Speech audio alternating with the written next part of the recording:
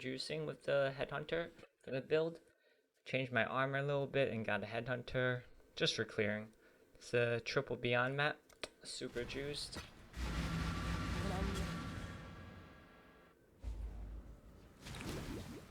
And with the mirror. So the build is actually really good. As far as caster builds go, it's pretty good synergy with the Headhunter. The shadows still work for most of the mirror, like towards the end, the mirror, what is it?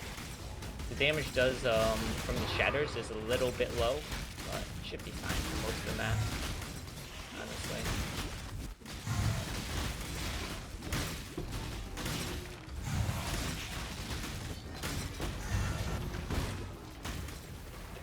I want to do the Conqueror afterward. Just have a Conqueror in there.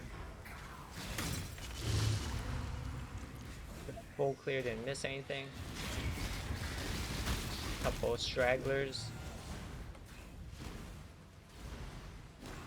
300, I think. Let's see. 3, 2, 1. Yep, easy 300. This is the budget version of my Winter Orb build.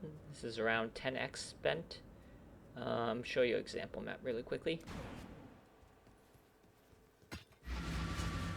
The 10x version has pretty good clear, but can't quite kill all the rares in the pack. Let me see right here, T16 map.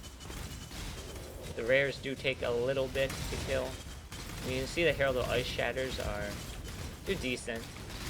For regular packs and blue packs, it will clear them all, but might take 2 shots to kill the rares occasionally, depending on the mods. It's a little bit more funky since we're using Hydrosphere for exposure. This build doesn't have a level 5 awakened cold pen, which gives it exposure normally. So you have to use the Hydrosphere to manually apply exposure. Clear's not terrible. It's pretty good still, right? For 10x.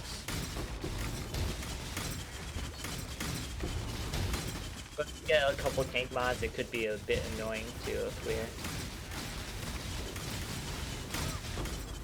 You can try Legion right here. So the clear is not the best here because we're lacking AoE from the cluster jewels in my normal setup. So as you can see here, the Herald of Ice chains aren't that big. So, yeah. Still using Inspired Learning, so we're getting buffs from the Legion, makes us pretty strong. Show you the boss really quick. The single target for boss is like, it's okay. Nothing like amazing though. It's mostly a mapping build, I think, at this point. Let's go into the boss really quickly.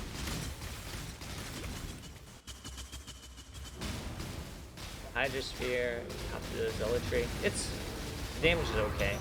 Like, this is without any tank mods. If there were tank mods, it'd be a little bit slower. But it's decent enough for just mapping. This is a 15x version of the build. We just show a clear and a regular map with some juice. Alright. Just more monsters.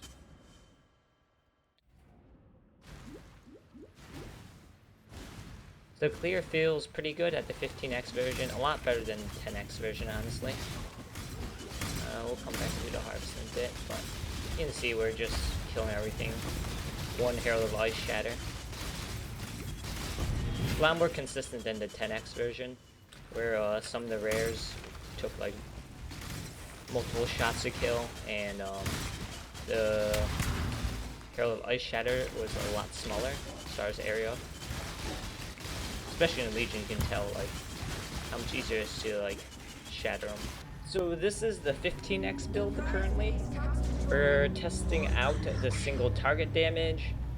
It's okay. I've tried a couple bosses and stuff with it, right? So you can see right here, we're gonna test out Maven single target damage. You can do content with it, right? We aren't quite tanky enough to tank that, right? But as you can see, my damage is decent. Dropping the bone chill right there.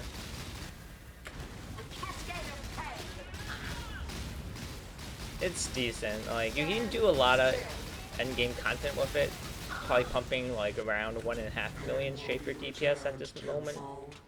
The clear is obviously pretty good, but this single target is like, it's okay. Alright everybody, let's go over the gear really quickly for a 10x budget version of my Winter Orb Occultist.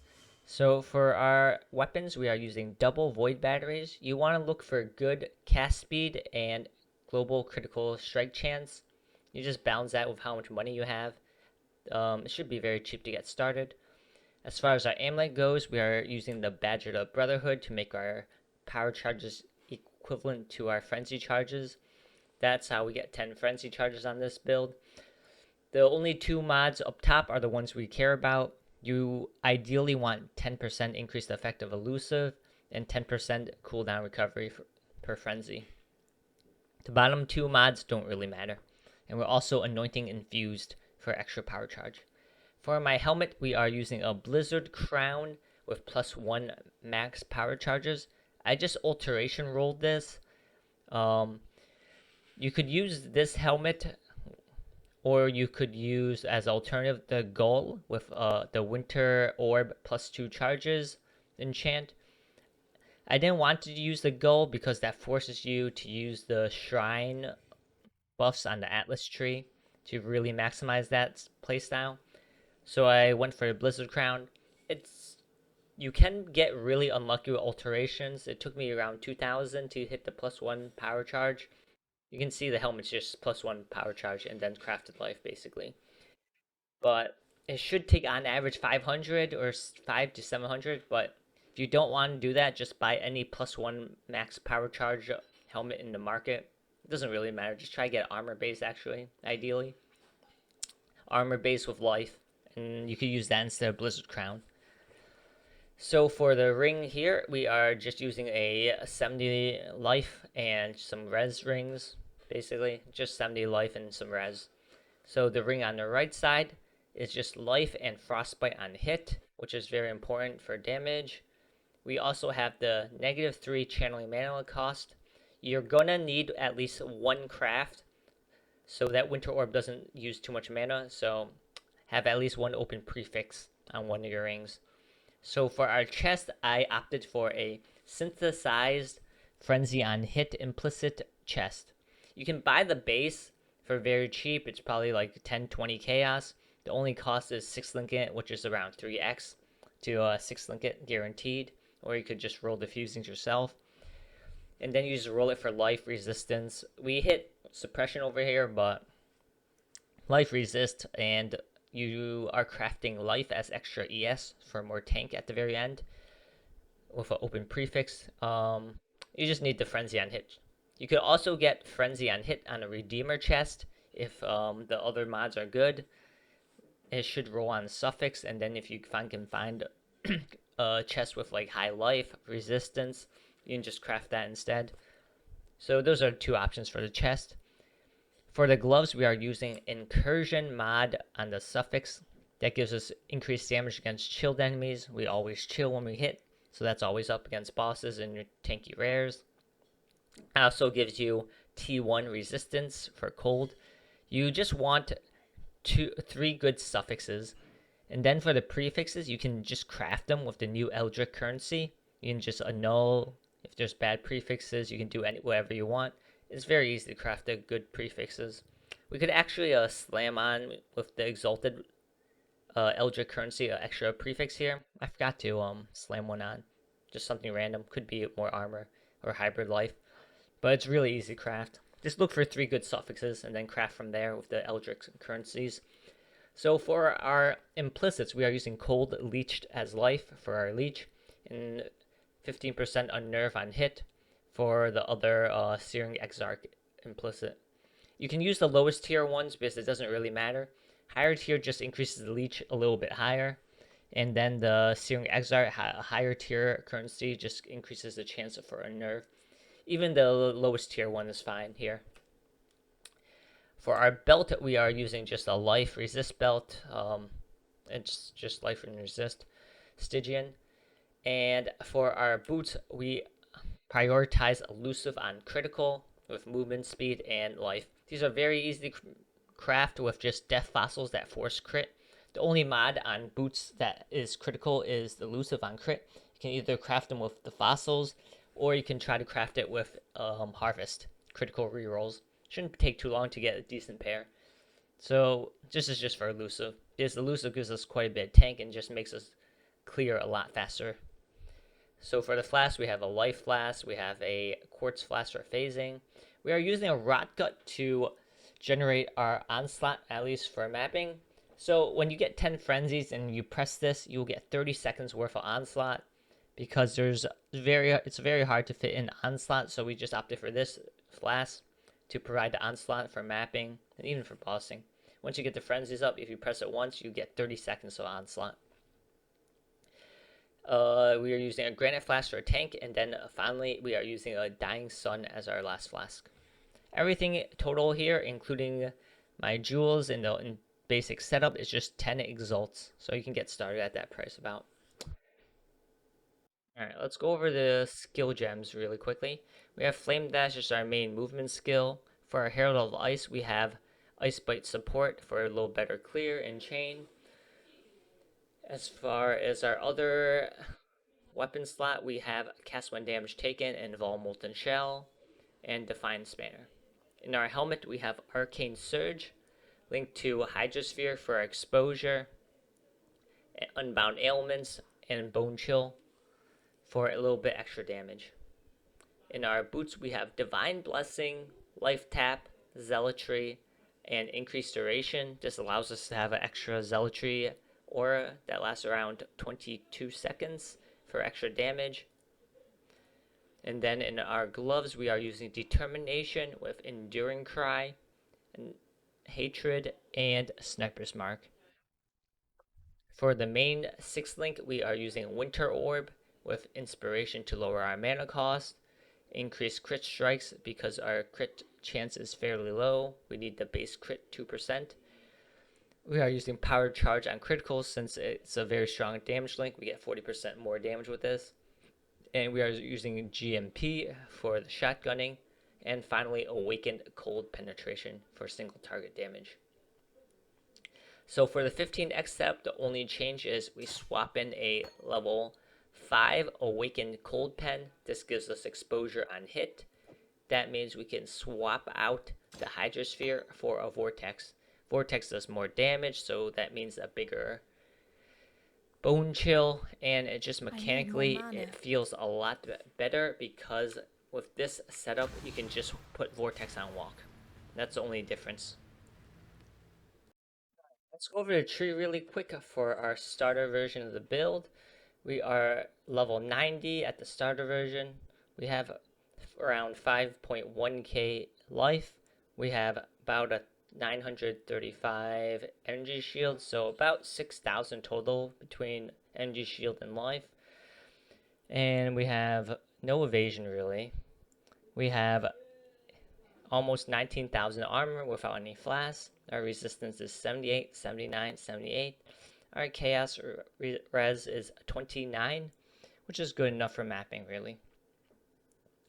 As far as damage goes, we are doing about 1.3 million Shaper damage. Between that and we are 1.8. It's like between 1.4 to 1.8 because the overlaps are not complete. It's 3 to 4 hits per shot of Winter Orb. So it just depends. Our AoE isn't that great, but I would say it's probably between somewhere in the middle. So I would say around 1.5 million on average Shaper damage for the build at level 90. So as far as the tree goes, we are getting our health here. Most of the jewels are just generic jewels. We are getting dex from the jewels because the build is very dex starved, but it's just your generic casting mods with life. So we're going up here, we're going to up here in this corner, grabbing all the life. We're grabbing this mana node because we are using inspired learning right here in the top area just for help our clear a little bit. We are also getting all the power charge nodes here, but that's it for up here. As far as masteries go, we're getting the 3% damage per frenzy charge, or power charge, or any charge. That gives us 60% damage because with 10 frenzies, 10 power charges. We're getting a max life for the life mastery.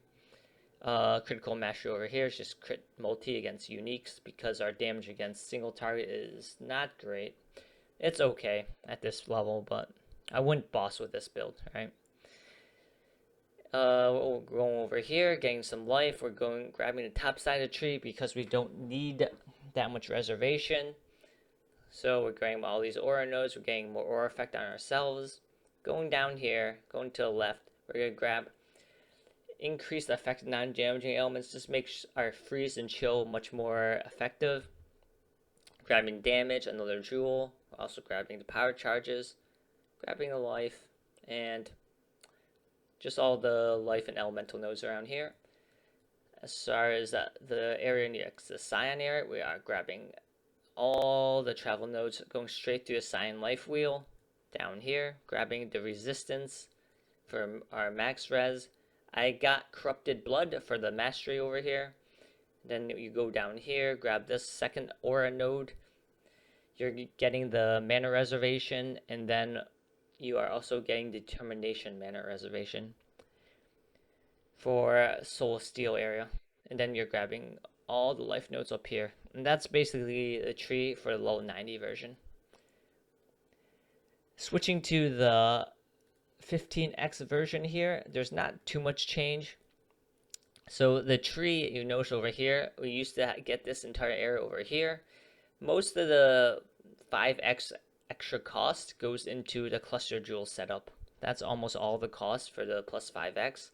The rest of the tree is basically the same. We are dropping these life nodes over here so we can fit in the nodes for the cluster jewel setup.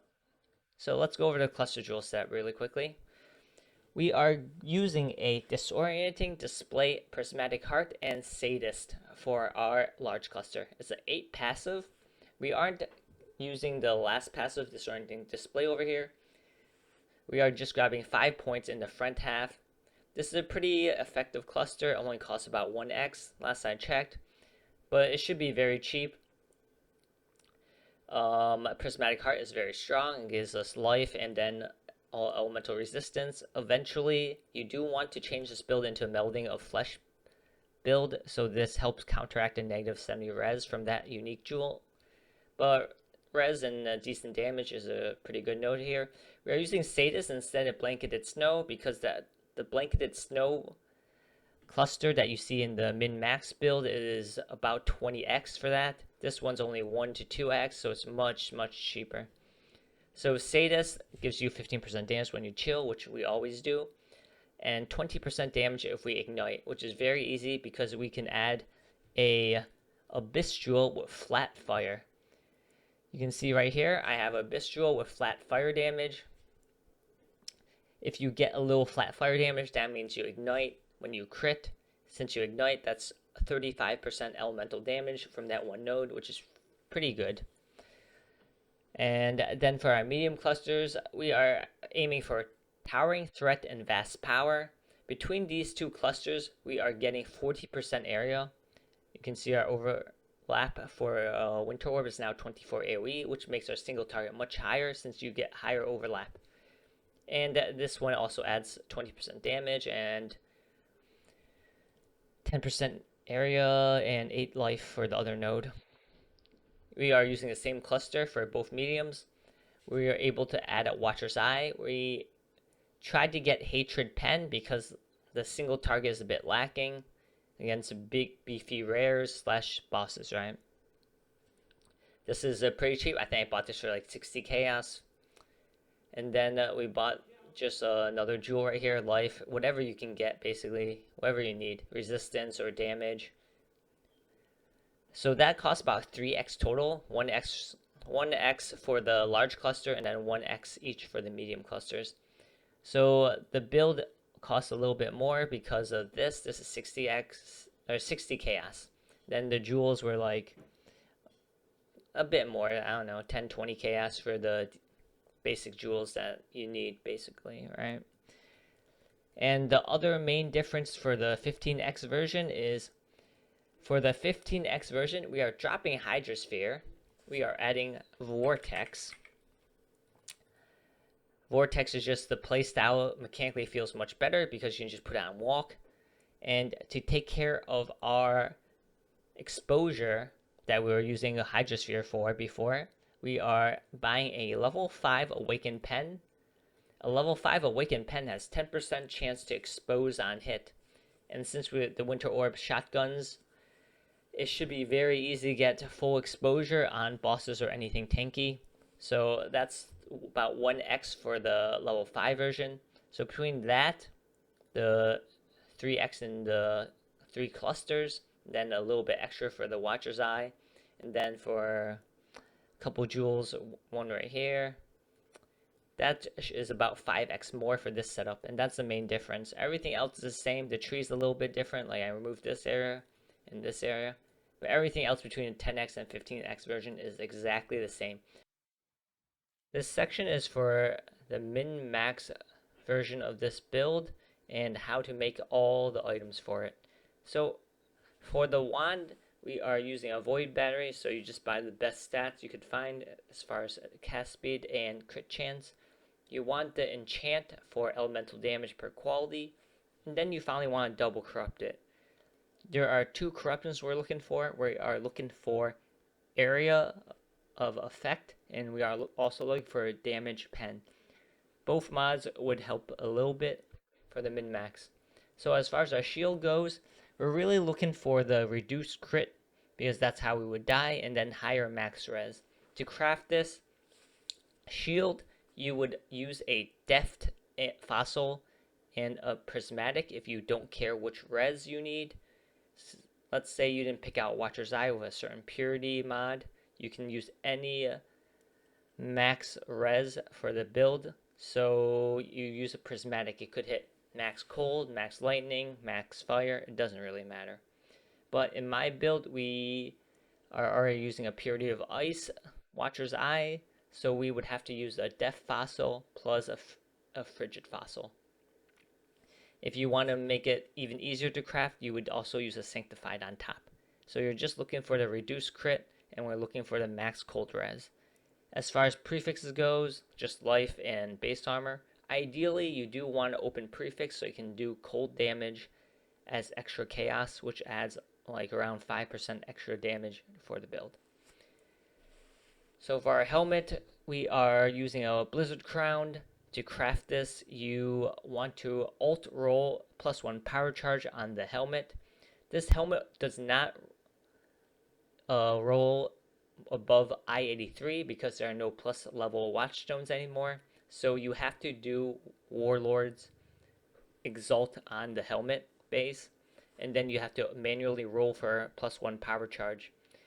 And then you can get the -12, which is elevated negative cold res from another helmet, and then you Woke Orb them together. And after that, you're just looking for a high life, and any other stats are good. So for our ring, the ring for flat damage per frenzy charge, we made this by grabbing the fractured base first of all, and then we spammed Essence of Horror on it. Essence of Horror guarantees the flat damage per frenzy charge, and then we just got lucky on the mods. The energy shield is actually a dead mod for us, really. It doesn't really do anything, but it hit the very high res, so I kept it. So for this ring on the right side, we crafted this with a Redeemer Vermilion ring. We just spammed caster rerolls from Harvest, and eventually you will hit something good, hopefully, with Frostbite on hit. We hit T1 life with a good resist and good strength roll. And we had an open prefix here, -3 to mana cost. You need at least one -3 to mana cost on either ring for this build, because otherwise it will use up too much mana for Winter Orb channeling. For our chest, we are using an endgame frenzy on hit elevated base spell crit chest. It's a very basic chest that's been around forever. You just make elevate both mods. The frenzy charge on hit is elevated from the Redeemer chest. The base spell crit is from the Hunter elevated. You just woke orb those together, and then we got resistance on the third suffix. And then ideally, this chest is actually not finished yet. You want to do cannot change suffixes, and then use a cold reroll to force fizz taken as cold. I want the T1 roll, which rolls up to 15% fizz taken as cold. So that makes us a lot tankier. Because fizz damage is really the only thing that will hurt us, because we have max elemental res 90 90 90. So physical attacks are really the weakness at this point. And degen, but degen's a bit harder to mitigate. And it's not as common really. Right now we just have percent life and 100% reduced for elemental reflect. As far as our gloves go, I just bought a good pair of suffixes for these base. You want an armor base and you want to look for good suffixes. You can craft the prefixes by doing suffixes cannot change. You use a veiled orb, and then you block conversion. You craft on a convert mod to block it, and then you unveil it. Hopefully you get +2 to AoE gems. That's very important because it pushes the purity of ice, which is I'm using right now, to level 23, which gives us +1 max res. You can use any purity, it doesn't matter. Just whatever one you roll on the shield / whatever the Watcher's Eye mod you use, basically, right? It doesn't matter which one in particular. And after that, we craft on life, and then we slammed it with the Eldritch Exalt Orb, basically. And implicits, we are looking for unnerve and cold damage. For the belt, this was made just by spamming a bunch of chaos rerolls from Harvest. Any elemental rerolls, we just spammed them. And then we got T1 life and resistance. And a good armor roll on top. But that's how you make the belt. We just spammed a bunch of essences if you have them. Or just use Harvest and keep rerolling until you get something good. For the boots, we have the Tailwind Elusive boots. They're very basic. You just Maven Orb, Tailwind, Maven Orb, the Onslaught, and hope you hit the right one. And then you Woke Orb them together. We got Suppression for the suffix, the last one. And then finally, for our prefixes, we did suffixes cannot change, crit reroll, that forces elusive, and then we 50-50'd with the Aisling to get the movement speed right there, and then finally we finish it with a life craft. If you have any other questions of how to craft any of this gear, you can see me in Twitch, and thanks for watching. Bye everybody.